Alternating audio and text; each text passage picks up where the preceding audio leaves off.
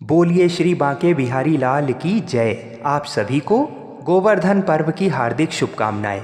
वर्ष 2022 में गोवर्धन का पर्व 26 अक्टूबर को मनाया जाएगा। इस बार 24 तारीख को दीपावली के अगले दिन सूर्य ग्रहण पड़ने के कारण ये पर्व 25 तारीख को न मनाकर 26 अक्टूबर को मनाया जाएगा। कार्तिक मास के शुक्ल पक्ष की प्रतिपदा को गोवर्धन का पर्व मनाया जाता है। गोवर्धन का पूजन करने वाले मनुष्यों को अति उत्तम फल मिलता है। इस व्रत को करने वाले मनुष्यों में सद्बुद्धि का विकास होता है और उनमें सभी प्रकार के सद्गुण आते हैं। उनके सभी रोग शोक दूर हो जाते हैं और सुख संपत्ति की प्राप्ति होती है। इस प्रकार से गोवर्धन भगवान का पूजन करने वाले मनुष्य जीवन के प्रत्येक क्षेत्र में सफलता को प्राप्त होते हैं। जिस प्रकार इस दिन भगवान श्री कृष्ण की पूजा करने से जो फल मिलता है, वही फल इसकी कथा को सुनने से भी प्राप्त होता है। तो आइए भगवान श्री राधा कृष्ण जी के चरणों का ध्यान करते हुए गोवर्धन पर्व की व्रत कथा को सुनते हैं। प्राचीन काल की बात है।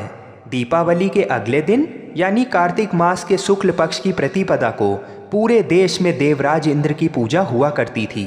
फिर जब द्वापर युग में भगवान श्री कृष्ण का अवतार हुआ था, तब भी यही परंपरा प्रचलित थी। भगवान श्री कृष्ण का बचपन मथुरा एवं उसके आसपास निकटवर्ती क्षेत्रों में व्यतीत हुआ था, जिन्हें सामूहिक रूप से ब्रजमंडल कहते हैं। जब श्री कृष्ण ने अपने बचपन में लोगों को इंद्र की पूजा के लिए तैयारी करते हुए देखा, तो उन्होंने सबको समझाया कि इस समय यानी कि कार्तिक मास में इंद्र की पूजा करने का कोई लाभ नहीं है। इस समय हमें इंद्र के स्थान पर गोवर्धन पर्वत की पूजा करनी चाहिए, क्योंकि इस पर्वत से ही गायों और मनुष्यों का पालन पोषण होता है।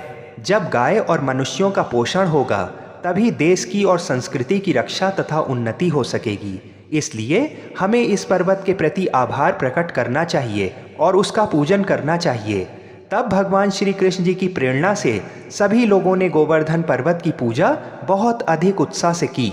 जब इंद्र को इस बात का पता लगा, तो वह बहुत अधिक क्रोधित हुए और अपने ऐरावत हाथी पर बैठकर ब्रजमंडल पर चढ़ाए। उनकी आज्ञा से बादलों से मूसलाधार जल बरसने लगा, ओले पड़ने लगे और भयंकर आंधी चलने लगी। इससे ब्रज के लोग भयभीत हो गए और भगवान विष्णु की शरण में पहुँचे। तब श्री कृष्ण जी ने अपने बाएं हाथ की कनिष्ठिका उंगली पर गोवर्धन पर्वत को उठा लिया। ब्रज के सभी लोग अपने पशुओं आदि के साथ इसी पर्वत के नीचे एकत्रित हो गए और पूर्ण रूप से सुरक्षित हो गए। इस प्रकार से ब्रज में लगातार 7 दिनों तक ओलावृष्टि भयंकर वर्षा होती रही और श्री कृष्ण जी 7 दिनों तक पर्वत को इसी प्रकार धारण किए खड़े रहे। तब से भगवान श्री कृष्ण जी का एक नाम गिरिराज धरण भी हो गया। अंत में इंद्र थक गए और उनको अपनी गलती का एहसास हुआ। उन्होंने वर्षा बंद कर दी और गोवर्धन पर्वत के महत्व को समझा। तब इंद्र ने भगवान श्री कृष्ण और गोवर्धन पर्वत की पूजा की और उनसे क्षमा मांगकर अपने लोक को चले गए। तब श्री कृष्ण जी के कहने पर ब्रज के लोग अपने पशु आदि के साथ में पर्वत के नीचे से निकलकर अपने घरों को चले गए और श्री कृष्ण ने पर्वत को उसी स्थान पर ज्यों का त्यों रख दिया। हे गोवर्धन महाराज, हे भगवान श्री कृष्ण, जिस प्रकार से आपने अपने ब्रजमंडल के निवासियों की भारी वृष्टि से रक्षा की, उसी प्रकार से हमारी भी सभी प्रकार की मुसीबतों से रक्षा करना। अपनी छत्र छाया में हमको सदैव सुरक्षित रखना, हमको सदैव सद्मार्ग में ही प्रेरित करना। गिरिराज धरण भगवान श्री कृष्ण की जय। बोलो गिरिराज बाबा की जय। बोलिए श्री राधा कृष्ण भगवान की जय। आप सभी को एक बार फिर गोवर्धन पर्व की हार्दिक शुभकामनाएं।